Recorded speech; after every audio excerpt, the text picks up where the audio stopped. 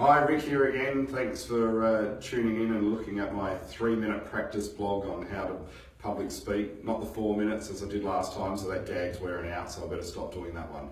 So Christine Robinson, a lovely friend of mine from EO, has requested me to talk about how to keep motivated. So I'm assuming that she looks at me as a motivated person. Is that right, Christine? You're supposed to move the camera up and down like nodding.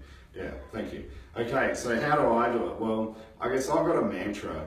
That's one of my focuses. So my mantra, which I put up there, the list, is sleep when you're dead, right? And my philosophy is that when I'm on my deathbed or at my funeral, I want everyone to at least say to themselves, well, you know that guy, Rick, he packed in as much as he can into his life.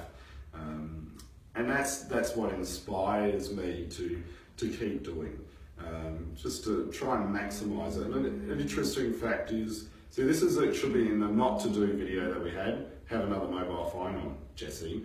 So an interesting moment for me was when I was at the Grand Canyon. It really made me reflect about my life, because the Grand Canyon is so old and so massive, and then to be standing there and to think that we're just this tiny little dot in the scheme of Earth and life was just amazing. And again, it just highlighted that life is short, and why rest? We might as well just pack it all in. So what I do is, with my mantra, I then align it to goals.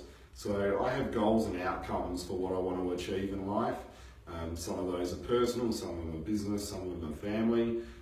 But I have no regrets, that's one thing, and I just do, right? So I really just focus on doing. I don't think about it, and I'm decisive with my decision making. I execute things, and then if I need to work on it, I'll work on it once it's executed. If I'm looking to be a perfectionist before I launch something, the chances are 99 out of 100 I'm not going to do it because I'm going to take too long and the novelty's going to wear off. So no dilly-dallying. Right? Focus is the other thing if you're going to be motivated. Excuse me, it's the cold still taking effect. So to give you an example, I want to fix the garden arch in my yard, right? But I haven't got the focus, so I haven't started it.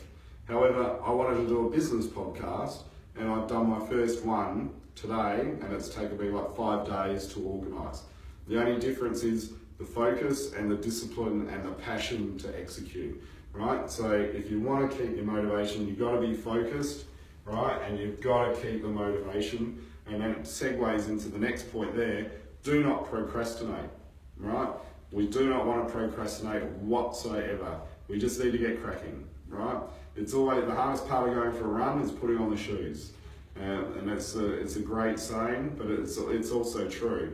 The hardest part of getting into business, starting a business or investing is, again, procrastination and just thinking about things. Sometimes you just need to jump in, do your research. You don't want to go in completely blind, but all these things add to the motivational levels. The last one there is the speaker from EMP that I went to, Andy Bailey, gave us this little wristband. There is no try, only do. Amazing advice. I know mate Steve McLeod likes it too, but it's great advice, right? You just got to do it. Don't try. If you're going to do it, you commit to it. Again, that leads to your motivation. How do we go? Did we stretch it out to 3 minutes, Jess? 4. 4 minutes. Awesome. All right, we'll speak to you soon and have a good weekend.